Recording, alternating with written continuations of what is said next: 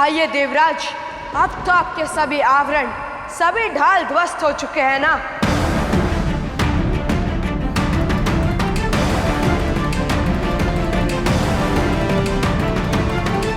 युद्ध कीजिए, अन्यथा पराजय स्वीकार कर छोड़ दीजिए सिंहासन।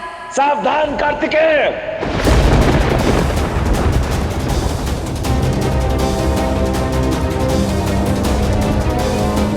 मैं आपको अंतिम चेतावनी दे रहा हूं, लौट जाइए कैलाश, अन्यथा मुझे अपना वज्र निकालकर उससे आप पर प्रहार करना होगा। वही तो मैं चाहता हूं, निकालिए अपना वज्र और कीजिए मुझसे युद्ध। आज महादेव के समक्ष यह सिद्ध हो जाएगा कि मैं आपसे अधिक बलवान हूं और आपसे अधिक योग्य भी। आपने मेरे समक्ष कोई और विकल्प नहीं छोड़ा है।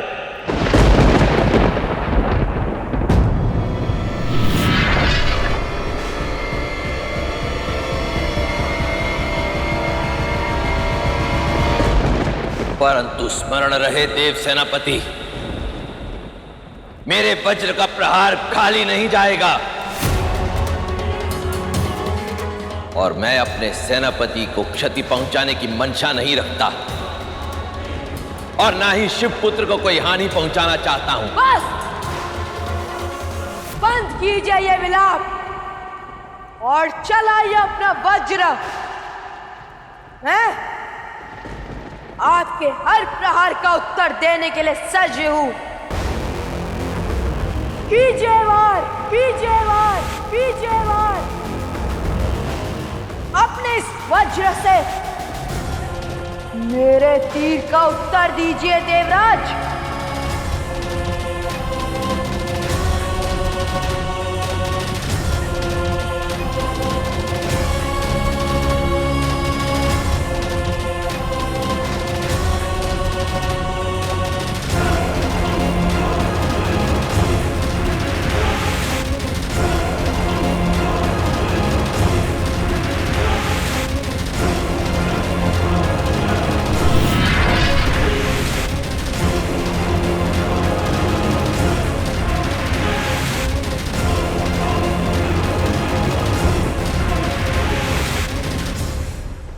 सावधान कार्तिकेय!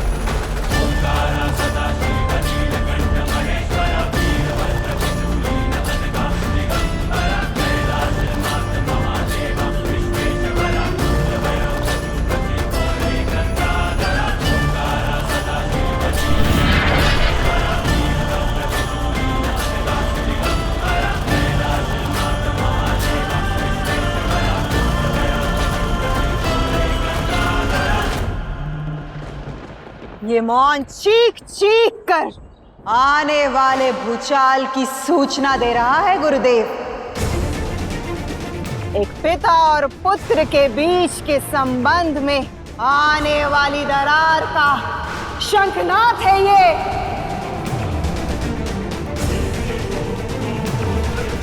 स्वयं महादेव गए हैं मध्यस्थता करने हेतु। अब तो इंद्रदेव का परास्त होना असंभव है।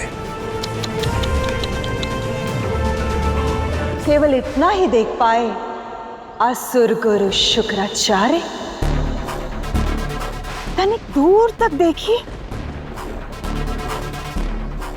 कार्तिकेय की महत्वाकांक्षाओं के बीच में उसके पिता का आना, एक पुत्र के मन में पिता के लिए प्रेम के स्थान पर क्रोध का भाव पनपना, इस संबंध में मिथ्याबोध की गांठ लगना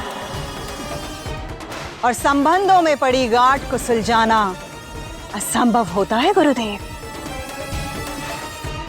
मेरा तो ध्येय ही है शिव और शिव पुत्र के संबंधों में अनगिनत गांठें डालना, ताकि शिव से शिव पुत्र छीन सकूं अपने पुत्र और पौत्रों की मृत्यु का प्रतिशोध ले सकूं।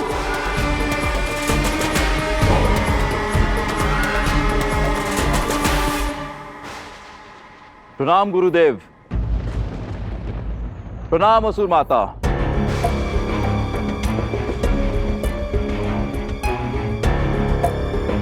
असुर माता दीदी, मैं स्वयं असुरराज शंखचूड़ को आपके पति ऋषि कश्यप की तीसरी पत्नी धनु के पुत्र शुंभ और निशुंभ और नौमुच्ची से भेंट करने हेतु लेकर जा रहा हूं, ताकि वह असुर साम्राज्य के सेनापति बन सके।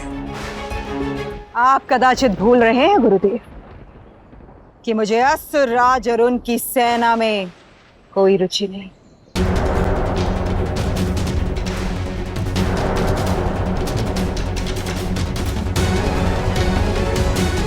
शंखचूड़, चलो।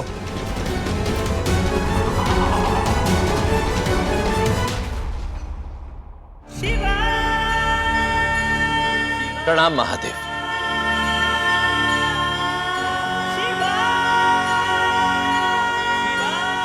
मुझे क्षमा कर दीजिए महादेव, आपके पुत्र से युद्ध करने की मेरी कोई इच्छा या मंशा नहीं थी,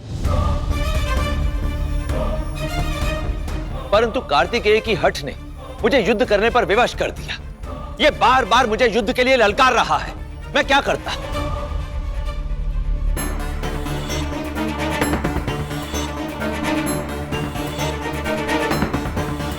ये तो संसार का नियम है ना महादेव, कि कोई भी शक्तिशाली योद्धा किसी भी राजा को चुनौती दे सकता है।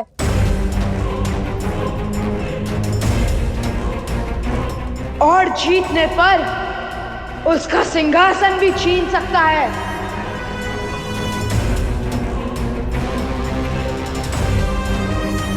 इसलिए कृपा कर आप बीच से हट जाइए।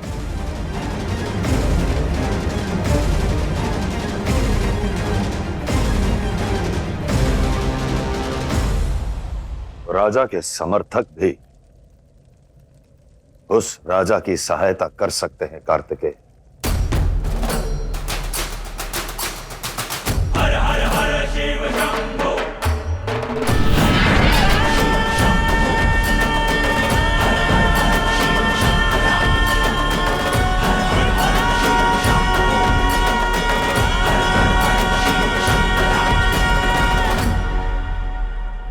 ये आप कैसा अनर्थ कर रहे हैं कार्तिकेय? महादेव के सामने ऐसे तीर तानना पाप की श्रेणी में आता है। अपना धनुष नीचे कीजिए कार्तिकेय।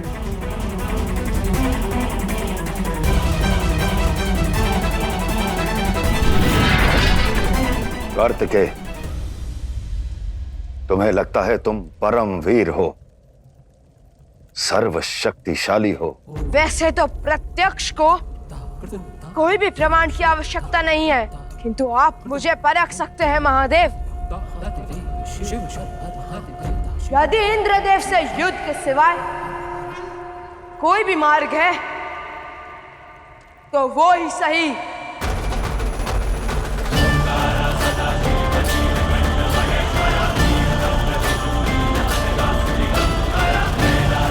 एक क्षण रुकिए महादेव।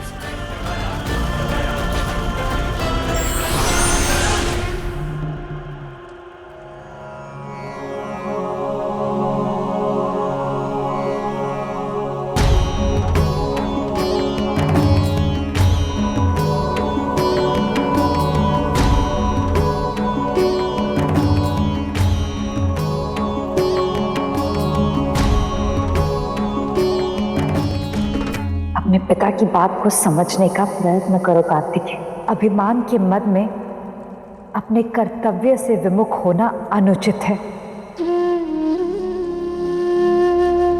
तुम्हारा जन्म जगत कल्याण के लिए हुआ है पुत्र। ये इंद्रासन, ये सत्ता, ये शक्ति की हट छोड़ दो।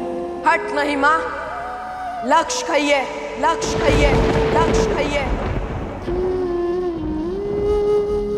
और रही बात जगत कल्याण की, तो वो मैं उस इंद्रासन पर बैठकर भी कर सकता हूं।